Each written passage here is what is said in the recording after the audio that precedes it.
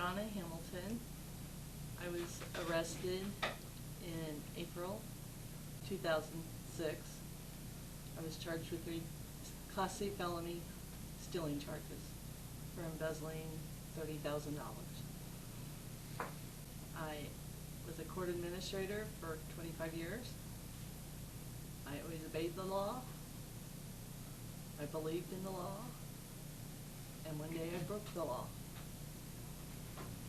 And I live with it every day now. I guess what it proved to me is normal people make mistakes too. I had several personal tragedies happen that I couldn't cope with. I just couldn't deal with, and one day I checked out. Didn't cope with it. I began gambling. I guess if I was an alcoholic, I would have went to the bar, but I don't drink. I started going to the boat, trying to cope with my spouse being with my best friend, and it was a 19-year relationship, and I raised his 2 daughters, and we never had a problem like that. You know, we had friends around us all the time. Me and him sat on our back deck every night and talked about our retirement, and one day I caught him with my best friend, and his words were, "Well, I didn't mean to hurt you." So when you lose your best friend of 30 years that was closer than your sister, and you lose your spouse that you came to count on every day, I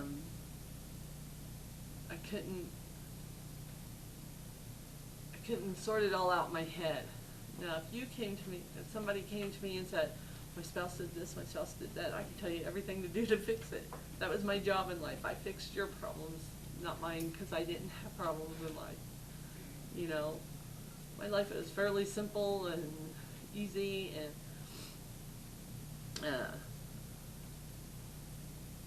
when it became problematic, I didn't know where to go. I didn't know how to ask for help. I never had to ask for help. And so I guess I was more embarrassed to have to ask for help, because I had all the answers for everybody else. Why didn't I have the answers for myself? And so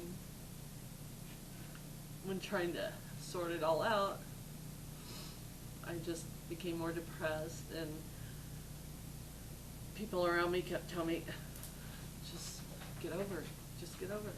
It's hard to just get over it." You know, I guess some people can just get over it. I couldn't. I'm over it today, but I just didn't know how to process it at that time. It was such a shock. One day I had a home, a family, and a million friends, and the next minute I had nothing. And I couldn't deal with that. And so instead of hearing everybody's advice to me of just get over it, I went to the boat thinking, okay, I can go there, nobody would talk to me, I don't have to talk to them, I don't have to listen to get over it. And I thought, you can just sit and figure it out. Well, in the process of figuring it out, when I'd sit at the boat for 7 days in a row, 24/7, it cost a little money. And that's what kind of got me started on taking the money from the city I worked at, was to pay for my figuring it out. It was a expensive lesson to figure out. They charged me with a Class C felony for each month that I stole money. So instead of 1 stealing charge, I got 3. And I guess the hard part was the guilt of what I put my family through. case was very publicized. I had worked with these people in court for 25 years. They trusted me, they believed in me, and I let them all down. And so the guilt almost killed me. I couldn't, well, I tried to kill myself. It was hard. When I met Mary Ann at Turnaround, she probably saved my life. I don't think it would have been too long before I did kill myself. I just couldn't live with what I did. So I still have a hard time with it. Because now I'm not the good person I used to be. You commit one crime and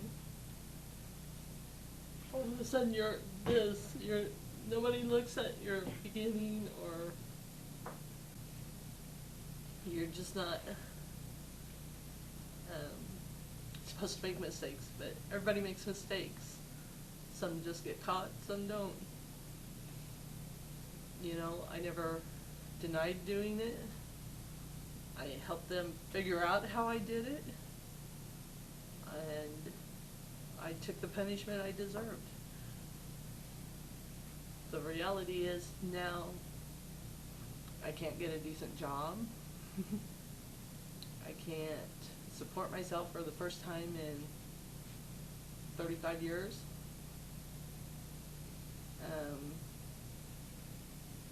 If it wasn't for Turnaround, they've helped me tremendously, financially, emotionally.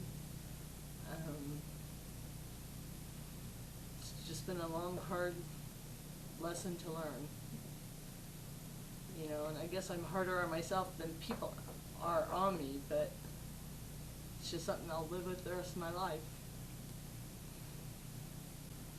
When they finally sentenced me in court, it took about 2 years. So every month I got to go to court and face all the people I worked with for 25 years. And my sentence was, I had to do 30 days in jail, which is a big deal for somebody that's never been in trouble. And I got 5 years probation, and I have to pay restitution of $30,000, which averages out to approximately $564 a month. So when you can't find a job, or the job that you have pays you $7 an hour, it's kind of hard to pay $564 a month restitution. And when you have a stealing charge, I think you're better off committing murder, because, you know, stealing, nobody wants to hire you because nobody has trust in you, which is a hard thing to live with. When I was introduced to Turnaround and Mary Ann, I had gone in to see my probation officer for the first time, and I broke down. To me, it was the end of the world. And I think she kind of knew I was on the edge of suicidal. And she just looked at me and she said, I have somebody you need to meet. And she introduced me to Mary Ann and Turnaround. And Mary Ann just sat and talked to me like I was human for the first time. She never judged me. She never, you know, asked me a million questions. She just let me talk. You know, I can't even look at her in the eyes for a long time, I think. And she just kept telling me, it'll get better. You know, she helped me financially. She's paid my rent. She's paid utilities. She made sure I had gas cards to go on interviews. Pretty much anything I really needed to get me through, they were there to help me. If it wasn't for that, I don't think I could have done it.